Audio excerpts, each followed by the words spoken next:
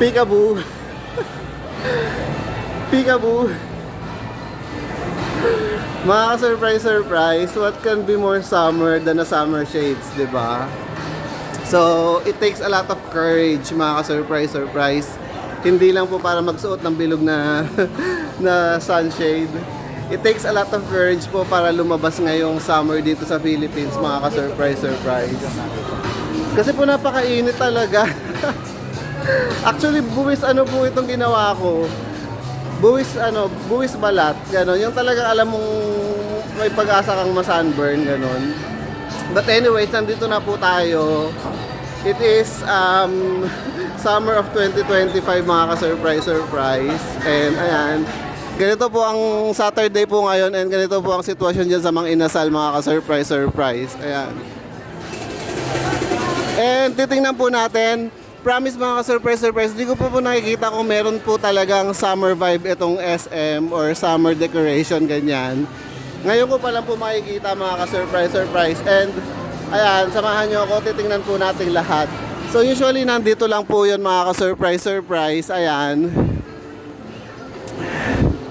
And parang feeling ko hindi naman masyadong summer.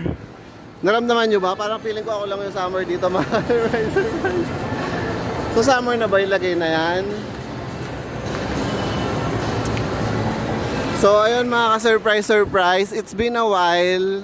Kaya pagbigyan nyo na nakapunta naman na tayo dito. Bakit ba tayo pumupunta ulit dito? Ayan. Kasi nga po, mga ka-surprise, di pa naman po tayo nakapunta dito ng summer vibe. So ito na po yung summer vibe natin. Ayan. Of 2025, mga ka-surprise ha. So may pa-bear sila. Ganyan. So ayan.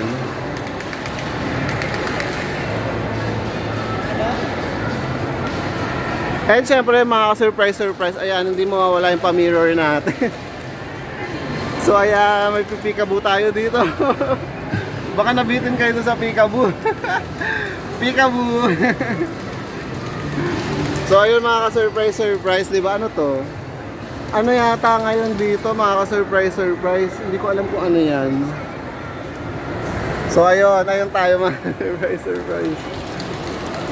Baka madapa pa tayo.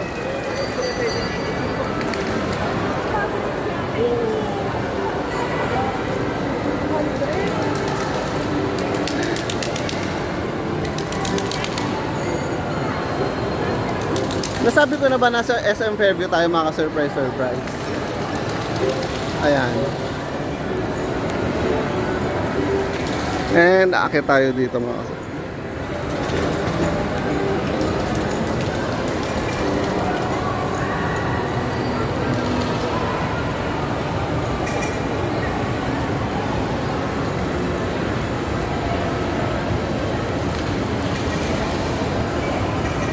Nasa SM Fairview tayo, mga ka-surprise ha. And yung experience natin ng summer, ayan. Summer of 2025. And ayun, ano ngayon, after lunch po ngayon, kaya talagang napakainit. Nag-ano po ako, mga ka-surprise. Talagang hesitant ako lumabas, pero nakaisip po ako ng way para ma-mindset ako na okay lang yan, lumabas ka na kahit mag-jeep ka lang, ganun. Ang inisip ko na lang po, mga ka-surprise is pupunta ako ng theme park and sasakay ako ng roller coaster, ganun. So yung jeep po yung roller coaster. And ito po SM yung inside inside theme park. So pwede na, 'di ba? So ganoon, mga ka-surprise. Pwede nyo ring i-mindset 'yon na kung sakaling tinatamad kayo lumabas, ganyan. Eh di ba pag let's say nasa theme park tayo ng Enchanted Kingdom, di ba sasakay din naman kayo sa roller coaster ng mainit. So ganoon, kung wala naman po tayong sasakyan, ganyan, o de yun na lang po yung mindset natin, sasakay tayo ng roller coaster. Wala naman pong may indoor roller coaster, pero karaniwan naman po outdoors yung mga rides, di ba, mga surprise. So ayun po, yun po ang chika natin, mga surprise. And naka-steady mode on po tayo, kaya pak na pak po tayo, mga surprise. Ayan.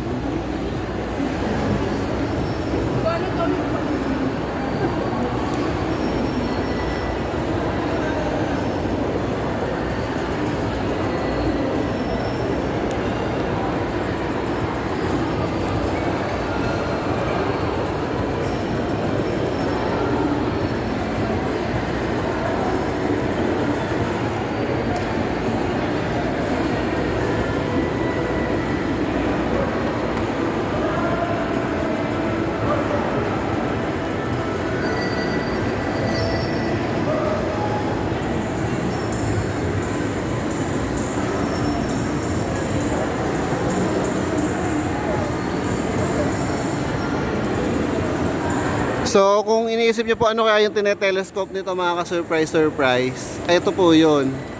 Ayun, tinetelescope niyo po yung mga flowers doon. Ayan. Or po pwede rin ako yung tinetelescope niya. Mga ka-surprise, samahan niyo po ako. 15 minutes lang to ha. Ito na po yung magiging summer, ano natin, Summer of 2025 video dito sa tawag dito SM Fairview. Ayan. Malling po tayo ngayon. Malling vibes lang po, ganyan. So usually pag nagmo-malling tayo, ano ba yung mga tinitingnan nyo, ganyan. Wala po akong planong bilhin ngayon. Plano ko lang pong kumain, pero wala po akong planong bilhin kasi wala rin naman po akong pambili.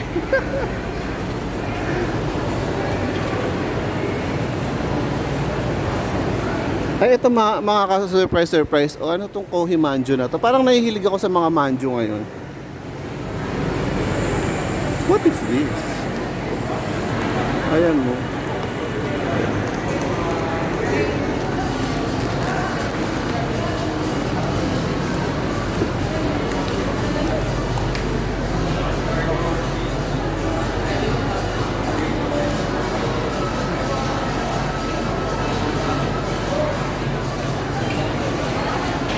And dito nga po pala sa shades na ito mga ka-surprise, talagang it takes a lot of courage. Kasi nga po, di ba sinabi ko naman, kung pina-follow nyo po yung mga previous vlogs ko, na talagang hindi ko po talaga planong suotin in public itong shades na to. Binili ko lang po siya out of Katawaan 12 years ago. And so ngayon, bakit ko naman sinuot? Kung di mo naman planong suotin in public, di ba? What can be more public than a mall, di ba? Kasi mga ka-surprise, dito ko naman po mismo nabili yan sa SM. So, if ever sitahin nila ako na bawal yung ganitong shades dito. So sabihin ko, dito ko ito binili 12 years ago. So, pwede na, di ba?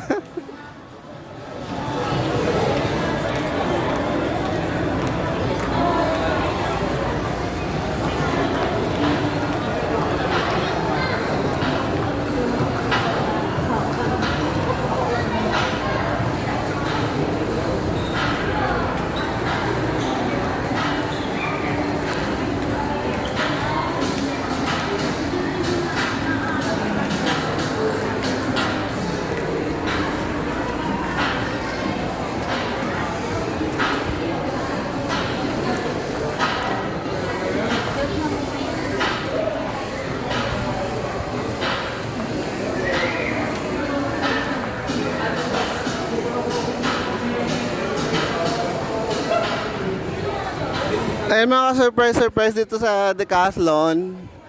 Usong-uso ang ngayon pa lang nauuso ang tent. Sa akin matagal na umuso yung mga surprise. Panoodin nyo na lang po sa mga previous vlogs ko po about dun sa tent video ko, ganun. Tara mga ka-surprise, pasok tayo ng SM Store. Ayan. Parang feeling ko ako si Heart Evangelista kahit hindi niya ako fan.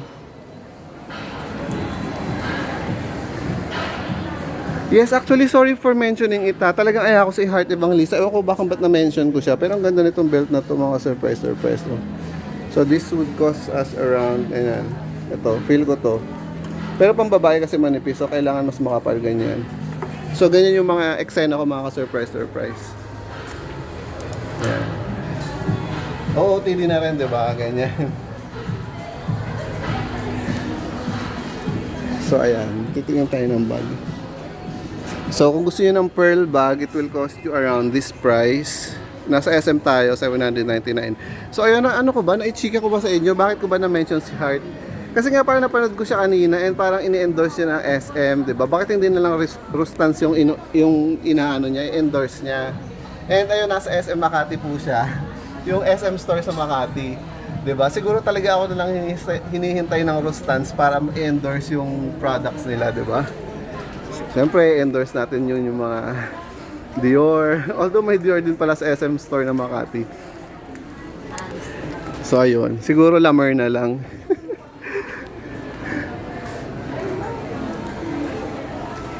Ayan.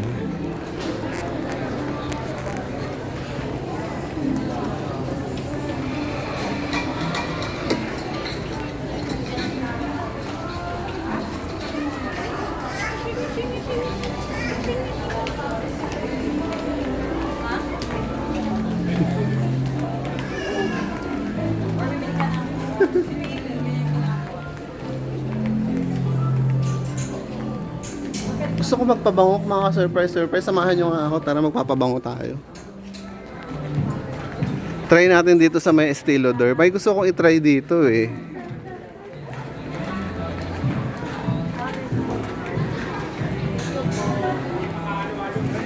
Estee Lauder. Try natin kung meron sila dito.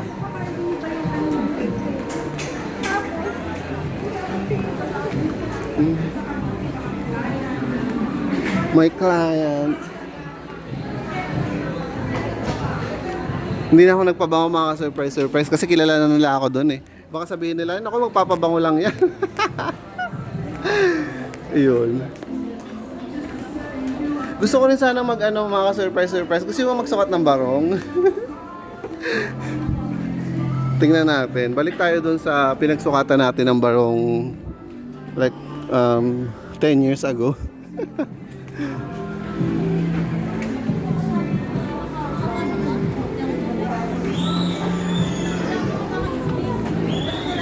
Parfum shops.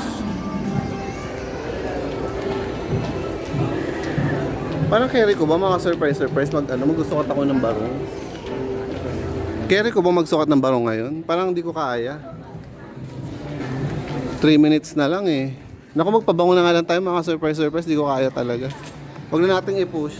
Pero kung gusto niyo mapanood mga surprise yung mga barong fitting video ko, ayan, i-research niyo na lang po. I-research nyo na lang po mga surprise. Try po natin dito sa magano. Nautica.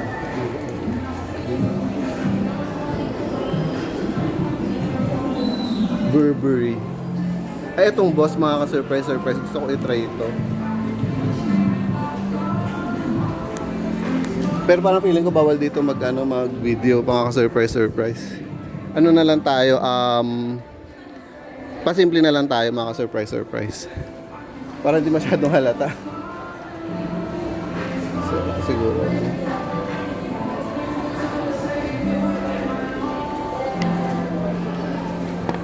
Try natin.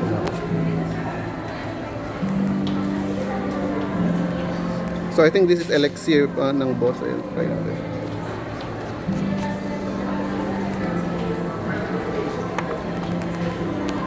So, elixir po yun. So titingnan natin kung magtatagal sa katawan natin. Nakita nyo naman kung ilang spray lang yung ginawa ko. Siguro mga around 4 spray. And then meron sa skin and then meron din po sa balat. I mean, skin balat. Meron sa skin, meron din po sa, what do you call this? Sa tela. So ayan, tingnan natin kung at the end of the day, amoy ano pa rin tayo. Amoy Boss Elixir pa rin tayo, mga surprise. Mabango siya mga surprise. Malakas yung amoy niya. Ayan, inamoy ko pa rin. So ayan mga ka-surprise, nakaka 14 minutes na po tayo. Puputulin ko na po yung video. Ayan, pero tatry pa po nating mag perfume dito. Kasi parang hindi pang summer yung nai-spray kong pabango. Parang pang ano yung na-spray kong pabango. Elixir eh.